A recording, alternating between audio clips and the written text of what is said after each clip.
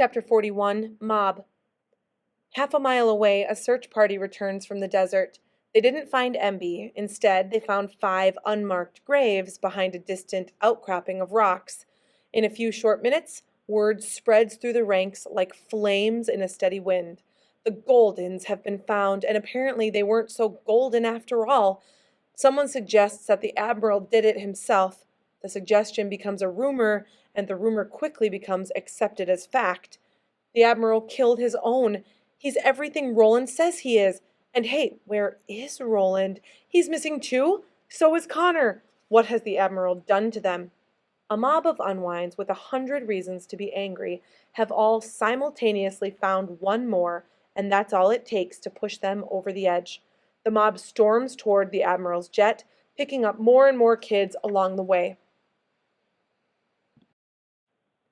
Chapter 42, Risa. A few minutes earlier, Risa had responded to the Admiral's request and showed up at his jet with some aspirin. She was greeted by the Admiral, who, as she had told Connor, didn't even know her name. Now he chats with her, telling her that the experience she's getting here is better than what anyone her age gets in the outside world. She tells him of her thoughts of becoming an army medic, and he seems pleased. He complains of shoulder pain and asks her for the aspirin.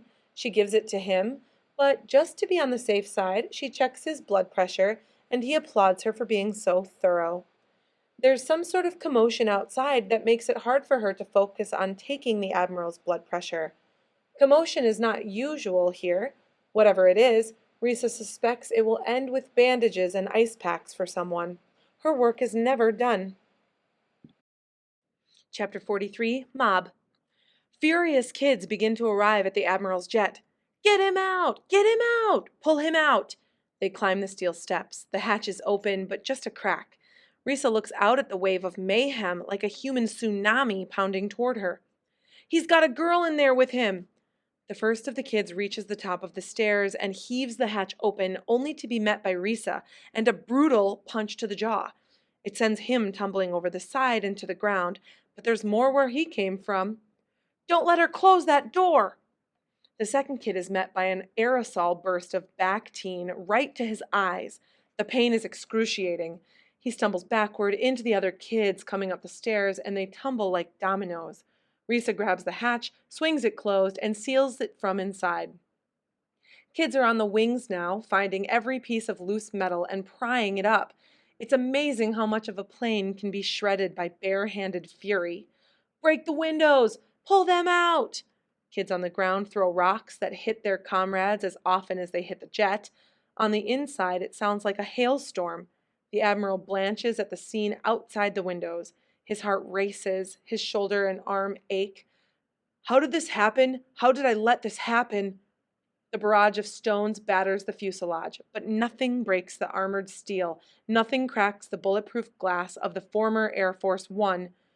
Then someone tears out a power line connecting the jet to its generator.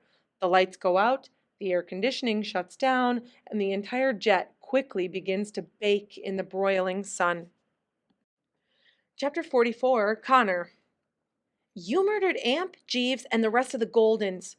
You're crazy. Connor sits outside crate 2933, wiping his brow in the heat. Roland's voice comes from inside, muffled, but loud enough to hear. You got rid of them so you could take their place, Connor says. I swear when I get out of here, You'll what? You'll kill me like you killed them? Like you killed Emby? No response from Roland.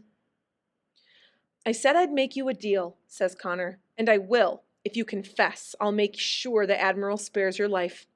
In response, Roland suggests Connor perform a physical impossibility. Confess, Roland. It's the only way I'm letting you out of there. Connor is sure that, if put under enough pressure, Roland will confess to what he's done. The Admiral needs evidence, and what better evidence than a full confession? I have nothing to confess to. Fine, says Connor. I can wait. I have all day. Chapter 45, Mob. The fortress of the Admiral's jet is impenetrable. The temperature inside is soaring past 100. Risa's handling the heat, but the Admiral doesn't look too good. She still can't open the door because the mob is relentlessly trying to get in. Outside, whatever kids aren't swarming over the Admiral's jet are spreading out. If they can't get to the Admiral, then they'll destroy everything else. The study jets, the dormitory jets, even the recreation jet. Everything is being torn apart, and whatever can burn is set aflame. They are filled with an insatiable fury, and beneath it is a strange joy that the anger can finally be released. And beneath the joy is more fury. From halfway across the graveyard, Cleaver sees the smoke rising in the distance, beckoning him. Cleaver is drawn to mayhem. He must be a witness to it. He gets into his helicopter and flies toward the angry mob. He sets down as close to the chaos as he dares to get. Have his deeds in any way led to this? He hopes so. He turns off the engine, letting the blades slow, so he can hear the wonderful sounds of havoc. Then the angry Unwinds turn toward him. It's Cleaver! He works for the Admiral! Suddenly, Cleaver is the center of attention. He can't help but feel this is a good thing.